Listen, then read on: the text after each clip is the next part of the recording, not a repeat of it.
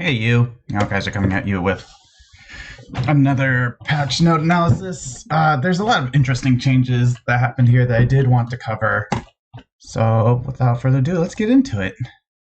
So we're getting our new tech lab update. They're doing another Seaside Skin. If you remember the original well, I mean, I guess there were like two Seasides, right? But basically, it's more fan service, and they even added Zella into the mix. I think she's the only miner here.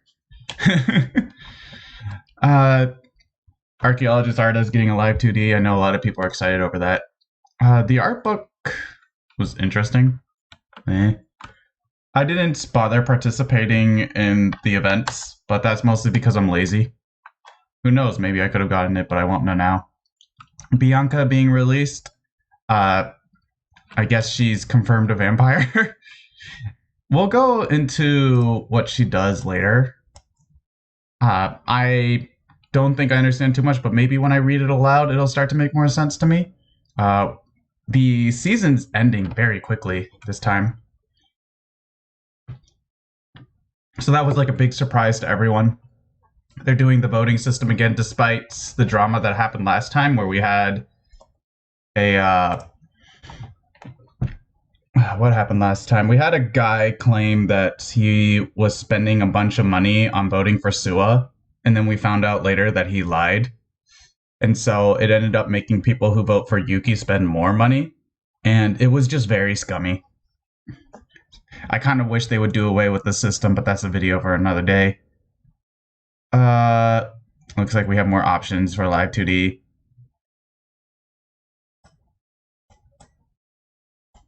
Okay, so now it's going to be less confusing when you can actually get in.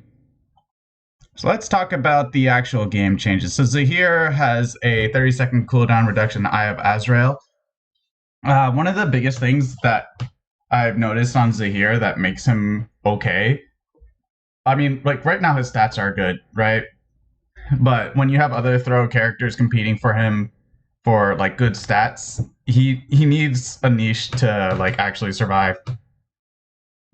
And so I think the biggest thing about Eye of Azrael is your ability to double dip, right? So like when you first, if you know like a corpse that died in a certain area, right? Like even before you press the skill, you can just go there for the 30% chance of finding the corpse when you first find it. Then you can press the skill again in order to get 100% guaranteed to find it again.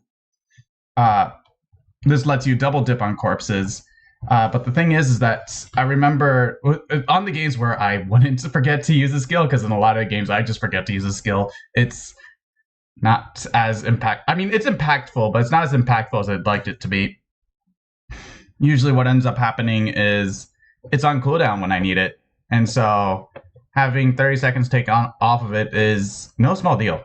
So we'll see how that goes. Nadine got an attack growth buff. So at level 18, she'll have 1.7 more attack than normal.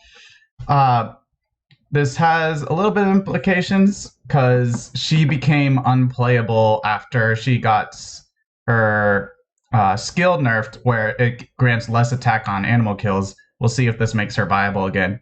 As double shot was buffed, I mean, like, she was never like a bad character.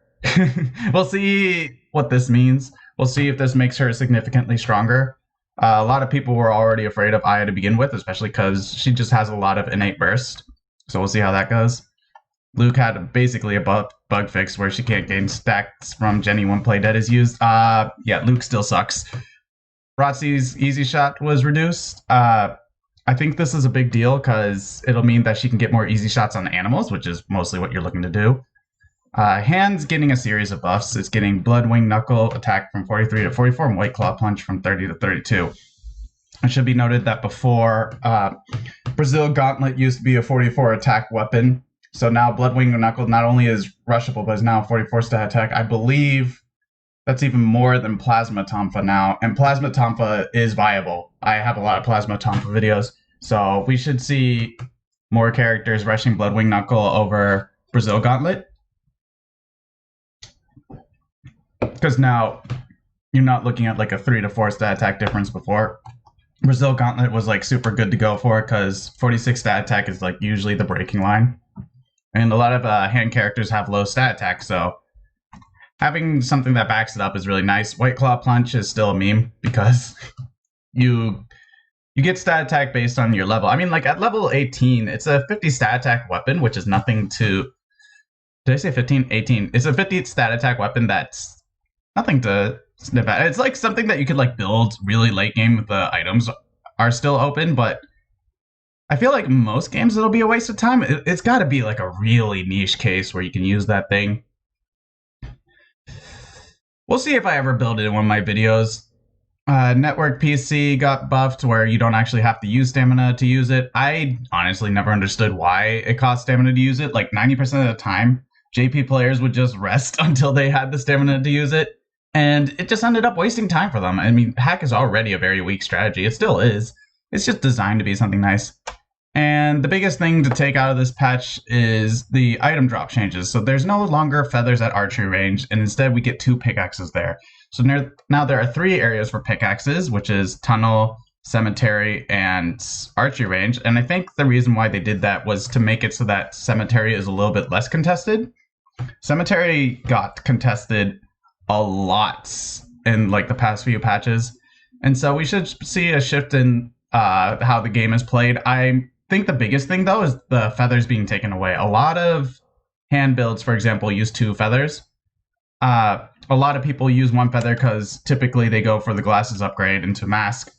So this makes archery range a little bit less efficient and becomes more and more important to kill a bird for your feather. So we'll see how bird animal control goes. I find myself in a lot of games going for Osprey because less people go for it, but like I have a feeling that'll mean that more people will be going for it because they're going to need their feather. They're going to need to get their armor underway. So we'll see how that goes. It's kind of similar to leather, where a lot of people were having difficulty getting leather, so they would start contesting dogs pretty hard. Now I'm pretty sure people are going to be like really looking for birds. And I believe that's it. There's like a couple bug fixes here. Some changes I would like to see. I would like to see Hyunwoo getting his 80% dogfight back. He's still not viable. What else? I don't think there's any other characters I particularly want changed. I want Luke changed. Luke's skill is not useful. That skill should activate on animals or something. Like, you're going to be lucky if you even get 1 stack off of that thing. So, what else? I think that's it. This is something that... Oh, wait, no, I didn't even cover Bianca, have I? Where is her skills? Are they just not here? I can find it.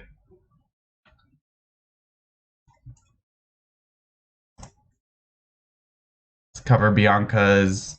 So she's going to be blunt stab. A lot of people kind of predicted she would be stab. I was wrong. I thought she would be magic mastery. That was just kind of my meme because one time I said Eva was magic mastery and I was right. She's from Thailand, apparently. I don't know. They're all like super white. And she is illegal. Cool. She thinks of herself as a vampire, so she's not actually a vampire. Okay, cool. This is actually like a real life thing where there's people who believe they're vampires and they try to get like, they try to drink blood and stuff like that. And there's like a crazy cult about it, but hey, you know, at least it's somewhat grounded in reality, unlike Eva. So blood transfusion is a 50-second cooldown with an 8-second duration. It's a field skill. After channeling for 1 second, activate blood transfusion for 8 seconds. At its end, blood transfusion will heal Bianca for 50% of the damage she took while it was active. If Bianca gets 80 plus healing, Blood Veil activates for the next 8 seconds, which reduces skill damage by -15, immune to new status effects or debuff. Blood Veil is going to be interesting. It has a lot of implication because like a lot of the meta has been revolving around Spy Umbrella. You're seeing a lot more blunt players doing Spy Umbrella. The only reason why you're not seeing hand players do Poison Glass Knuckles as often is because the route for it, if you get contested, because it's like you typically will want to go like Temple, Slums, Pond. If you get contested at Slums, you're better off just making Bloodwing Knuckle at that point. So you don't see it too often.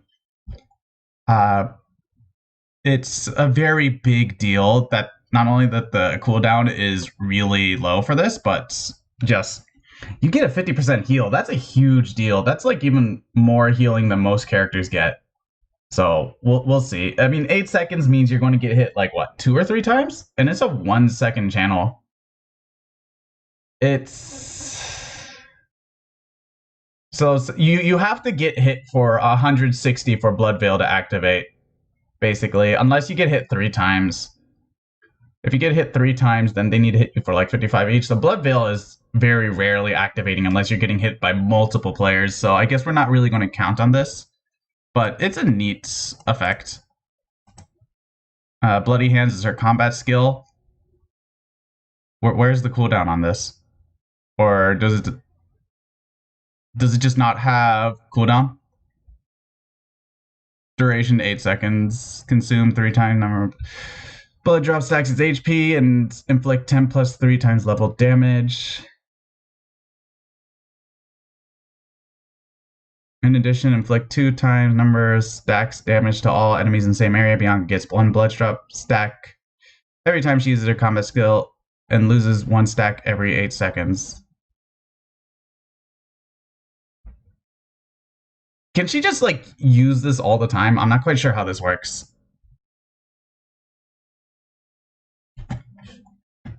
Transfusion can improve Bianca's viability, especially when fighting against several players at the same time. However, I mean, you basically just use it whenever you think you're going to be contesting for something. I don't think it can be as misused as they imply it to be. Amount of damage inflicted by Bloody Hands does not depend on Bianca's mastery level. You can always expect a certain amount of damage, but if you use it several times in a row... Okay, so it looks like it just has no cooldown, and the idea is that you're going to be hurting yourself a lot. I guess... Does this count as damage taken, or is this just HP loss? Because there is technically a difference. HP loss is not damage, per se. So if this counts towards this, then I could see you activating Blood Veil more often, but more often than not, you're not really going to want to be looking to go out of your way. So we'll see how this character plays. The fact that she's not D plus mastery means that she needs to have skills that really make up for it. So we'll see how it goes. It's kind of nice to see a character that isn't just D plus slapped onto it, like we've been seeing a lot. So yeah, hopefully Bianca is good, or at least playable. I remember Luke on release wasn't that good, so we'll see how this goes. And we'll see you guys next time. Peace.